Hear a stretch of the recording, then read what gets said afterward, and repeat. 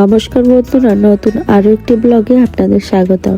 সেদিন গিয়েছিলাম অন্নপ্রাশনে, আর এই বাবুটার অন্নপ্রাশন ছিল, তারই ব্লগ আজকে আপনাদের সাথে শেয়ার করছি। আমরা গিয়েছিলাম যশোরে রেড টাউন চাইনিজ রেস্টুরেন্ট, ওইখানেই এই প্রোগ্রামটা করেছিল।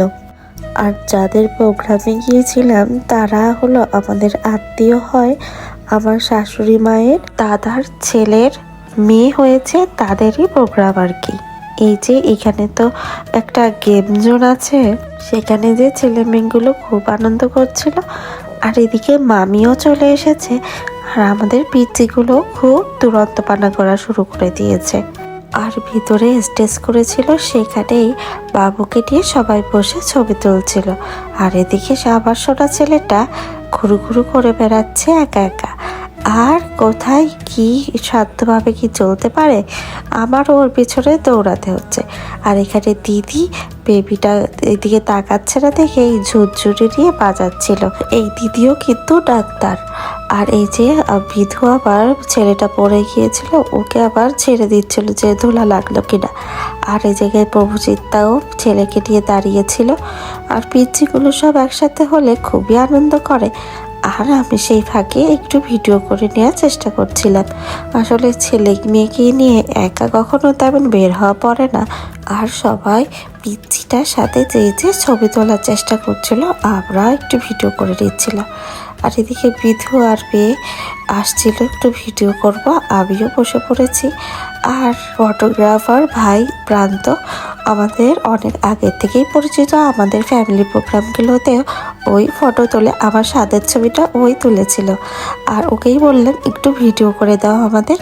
আর ওই আমাদের এরকম সুন্দর ভিডিও করে দিয়েছে ঠিকই, কিন্তু দেখুন আমার সোনা ছেলেটা একদমই শান্ত না, ও ভিডিও করতে চাচ্ছিল না। যেটুকু করেছে তাই অনেক। তারপর এই যে দেখুন চলে আসলো ফ্যামিলি ফটো। তারপর আমি আশপাশ একটু ভিডিও করে নিচ্ছিলাম, কত মানুষ এসেছে এই বাবুটার অন্নপ্রাশনে।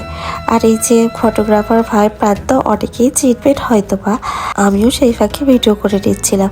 আর এখানে সবাই দাঁড়িয়ে ছবি তুলছিল, এখানে যাদের দেখছেন মায়ের সারদা সব কাকেরা। আর এদিকে খাবারগুলো সব গুছিয়ে গুছিয়ে রেখেছিল হোটেল থেকেই। আর আমি সেই ফাঁকে একটু ভিডিও করে নিলাম। আর মা এদিকে ওই বাবুটাকে নিয়ে একটু কোলে নিয়ে ছবি তুলছিল, ছেলেটাও তার ঠাম্মিকে পেয়ে চলে গেল ছবি তুলতে। আর এদিকে দিদি দাদা মা সাথে একটু ছবি তুলে নিচ্ছিল, আমরাও তুলেছি। আর এই যে আমি একটু সেই ফাঁকে একটু একটু করে ভিডিও করে নিচ্ছিলাম। আসলে ফ্যামিলি গেট টুগেদার আর একটা প্রোগ্রাম না হলে সবার সাথে আসলে দেখাও হয় না।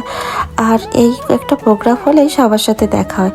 আর এই দিদিটা খুবই ভালো, খুবই মিশুক, দেখলে পরে মনে হয় আপন দিদির থেকেও বেশি। দিদি আমাদের সাথে খুবই আদর করে কথা বলে। আমরা একটু ভিডিও করে নিলাম। আর এই যে মামির সাথে মা একটু ছবি তুলে নিল, এইটাই হলো মায়ের বৌদি হয় আর কি। আর আমিও মামির সাথে একটু সেই ফাঁকে আর একটু ভিডিও করে নিলাম।